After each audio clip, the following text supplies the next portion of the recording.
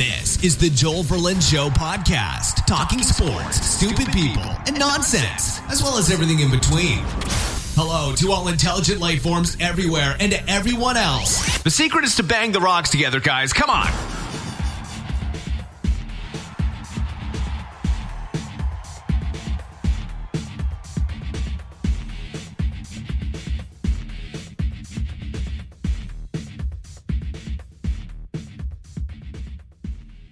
Happy Friday evening, 7 o'clock game's just about to get underway here.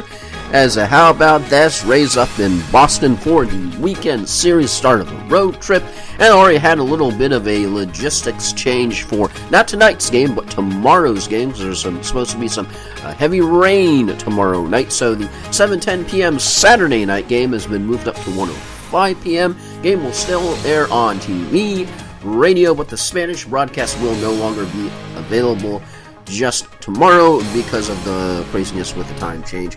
And of course, history in the making, although blackout restrictions, boo.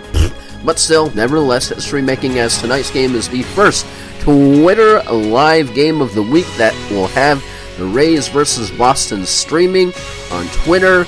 Except if you're in Tampa Bay, you can't watch it in Tampa Bay, boo hiss. And the game will be available for free to logged in and logged out Twitter users on mobile phones, tablets, PCs, and connected devices via mlb.twitter.com, unless you're in the Tampa Bay area and you can't watch it then either. And of course, the live streams will be available worldwide, except in selected international territories, and in Tampa, of course, where the Rays play, as each stream will be an out-of-market simulcast of the home team's television broadcast. Unless, of course, you're in Tampa, which you won't be able to watch it anyway, boo hiss. Seriously, folks, can we get rid of these archaic blackout restrictions, boo hiss? As the Rays, well, what do you say about this season? As the Rays opened up a 6-game road trip to Boston and Cleveland, as yesterday's 6-0 loss to the Royals concluded a 3-6 homestand. 1-1 versus the Marlins, 1-2 versus Toronto, 1-3 versus Kansas City. First losing homestand of the season, will pitch to a 7.75 ERA during the homestand. Rays have lost 4 of their last 5, the second time they've been shut out this season. Last time April 4th versus the Yankees.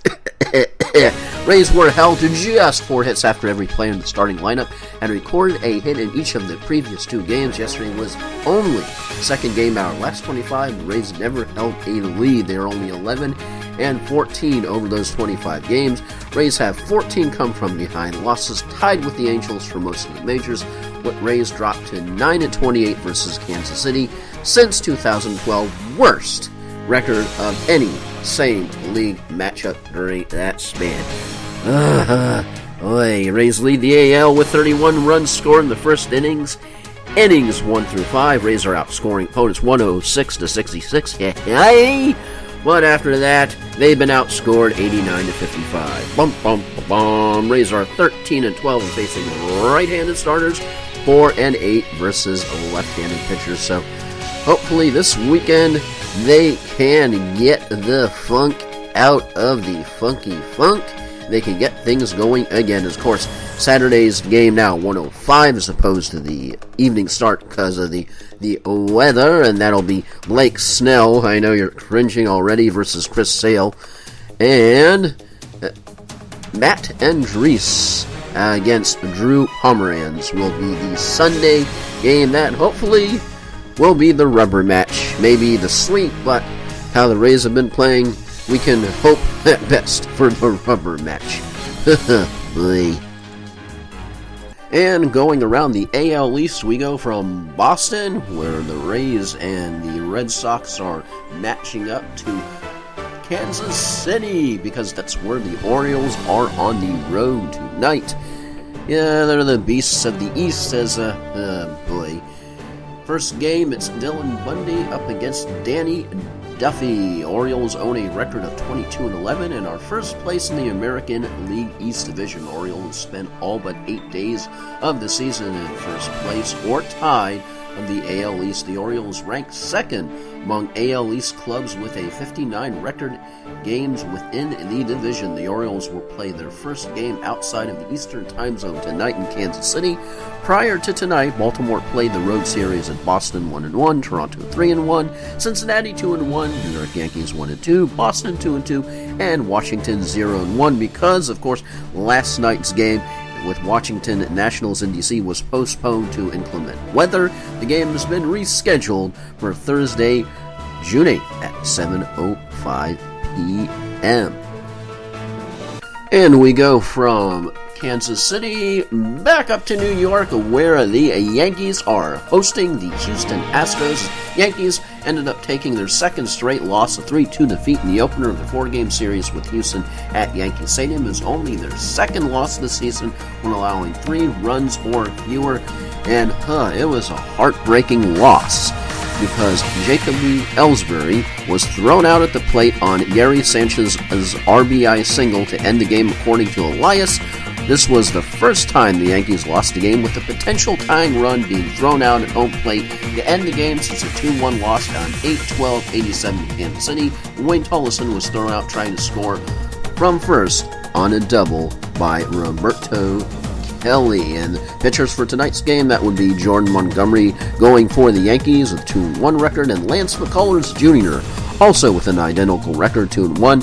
ERAs are pretty similar too, 3.81 for Montgomery, 3.40 for McCullers, and it is a 7:05 game, so that game should be already underway, but knowing the Yankees are probably not out of the first inning yet, so yay, as that's the quick visit as we swing by Yankee Stadium.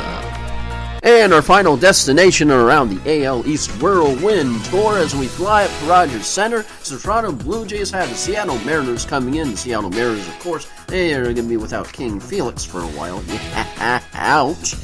As Toronto continues a 9-game homestand with the second game of a 4-game series versus Seattle. Following the series, they host the Braves in a 2-game series to conclude the homestand, or 7-9 at Rogers Center in the season, having won 5 of the last 6 contests. They are averaging 3.44 runs per game and have allowed just 4 runs per game, tied for 6th in the AL.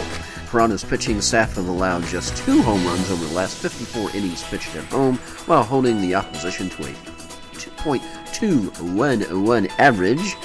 And the Blue Jays have scored 30 runs in their last 7 home games after scoring 25 in their first 9. And all-time, Jays versus the Mariners, 202-185.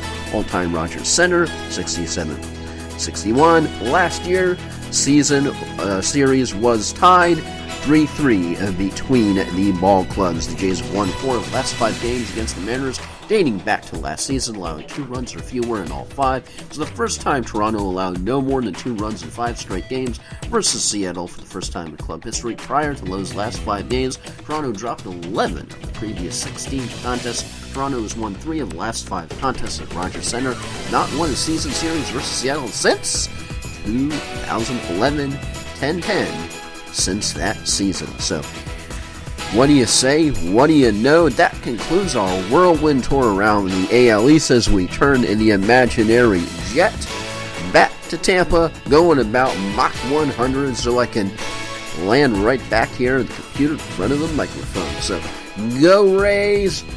Let's try not to embarrass ourselves on Twitter too much. And Kevin Kiermaier, dude, catch the ball. Yo. Anywho, that is it for me tonight. You are still you, unless of course you are somebody else, in which case, please seek help immediatamente. And who knows, I might do a post-Rafferoonie tomorrow. Maybe on the lakeside, we'll see just how things go. What do you know? Okay, so, I'm GPO to the end. I'll get you next time.